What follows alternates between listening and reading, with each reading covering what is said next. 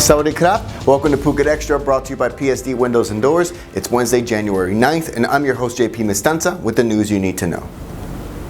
Police are working with Chinese consular officials in sending back to China the body of a 31-year-old man who drowned while snorkeling during a day trip to Racha Island, south of Phuket yesterday. Chalong police were notified at about 3:30 p.m. that 31-year-old China native Zhu Kai had drowned while snorkeling alone during the day trip.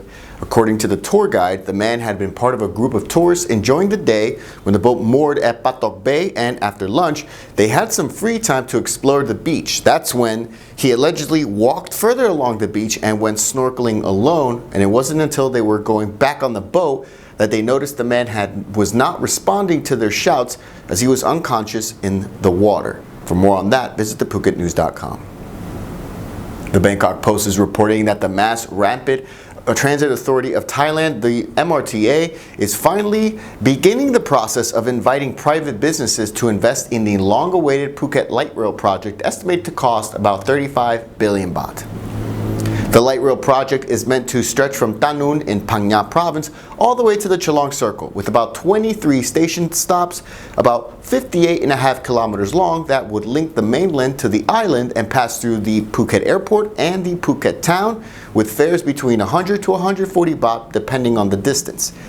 The project is being billed as a public-private partnership, and while the government is setting aside a pretty penny for the project, the MRTA is now launching a campaign looking to invite private businesses to invest in the long-awaited project. The project is expected to be approved sometime by mid-2019, with an eye to begin construction by 2020, and it, quote, should be operational in 2023. Let's see if that happens. The European Union is formally lifting the yellow card imposed on Thailand since 2015, recognizing that the kingdom has made substantial progress in tackling illegal, unreported, and unregulated fishing.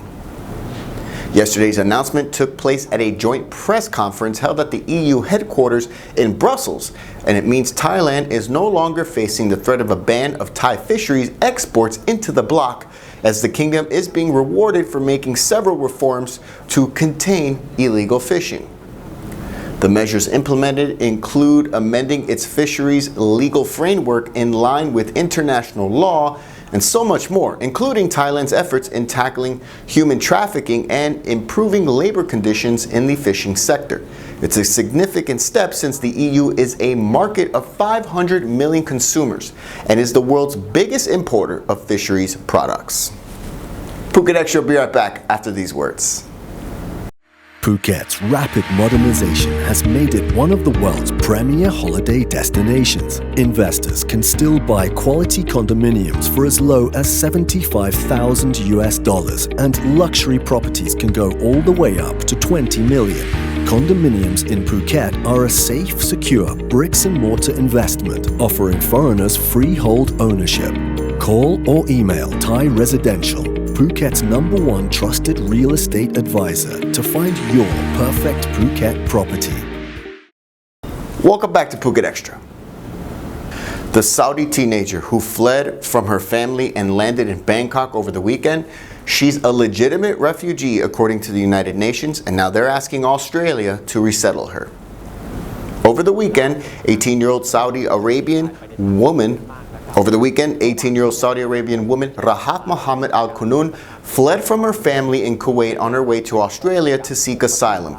But the plane landed in Bangkok's Suvarnabhumi airport, where she was confronted by Kuwaiti authorities, and Thai authorities were initially set to deport her at the request of Saudi officials. She was taken to a local hotel where she barricaded herself and began live tweeting her story. Kunun was running away from her family, whom she said would, quote, kill her if she went back, after she was allegedly locked in a room for 6 months after cutting her hair. And after her story made the rounds on social media, the UN High Commission on Human Rights stepped in and took her under their protection, while the UN considered her application for refugee status, which today was confirmed. The hashtag #SaveRahat started to gain steam earlier this week on social media, and after reports came out that the woman renounced Islam, Human Rights Watch officials said she was, quote, at serious risk of prosecution in Saudi Arabia. Meanwhile, her father traveled to Bangkok earlier today to meet her, and reports say he's relieved that she's safe. Now the UNHCR is saying they will find a third country that will accept her in 2 days. Many say it will be Australia, although there is no confirmation of that at the moment. Meanwhile, a Saudi official from the embassy in Bangkok met with Thailand Immigration Chief Surachat Hakpan, and footage of their meeting from yesterday shows that the official thought it would have been better if Thai authorities confiscated her phone instead of her passport, since the whole thing brought the eyes and ears of the world through social media, as Al-Kunun quickly set up a Twitter account once at the hotel, gaining over 45,000 followers in 1 day, and she now has over 108,000 followers and counting. We'll update you on this story as it develops. And that's it for Phuket Extra, brought to you by PSD Windows and Doors. For safe, secure, and soundproof windows, visit pvcphuket.com. If you're watching us on YouTube, click that subscribe button to check out all of our future videos. And if you're watching us on Facebook, give us a like on the Phuket News page. From all of us here at the Phuket News Center, thank you for watching, and until tomorrow, stay classy, Phuket.